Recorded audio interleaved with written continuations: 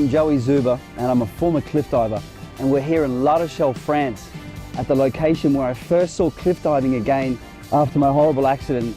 And unfortunately, due to the severe nature of my injuries, I've been forced into retirement. So the reason why I'm here is I'm an expert on cliff diving, and I'm going to help give you a unique insight into this sport. Now, from my perspective, this location here in France, without a doubt, will be the most difficult tour stop. Why? Because it's really cold. We're talking 6 degrees, high winds. I feel sorry for the athletes, I really do. So I hope you're ready to see some of the bravest athletes on the planet.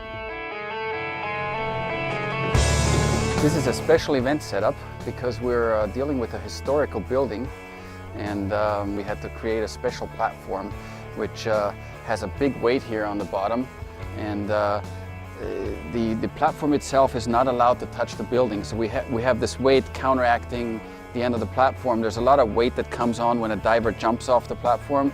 It creates about 3,000–4,000 pounds of pressure in the back here, and it has to be counterbalanced, which normally we're connected to the building or the cliff or wherever we are at. In this case, we couldn't do that, and they did a really good job making it as stable as possible. In addition, we have one of the highest platforms, or the highest platform of the tour. It's 27.5 meters, and it's the first event. So for them, it's quite a challenge. Not only do they have to deal with the weather, but also the scare factor that we have one of the highest platforms. The water is only 12–14 degrees Celsius, so it's a lot harder to land here. And they're all pretty excited and a little bit scared. Another interesting factor is the water color. We have a greenish brown color here, and it's not transparent as most of the other waters that we're in, which is in some ways good for the divers because they will see the surface directly. Sometimes when they have a transparent color, they look at the bottom and they don't really know where the surface is. That's why we have that water spray to break it up.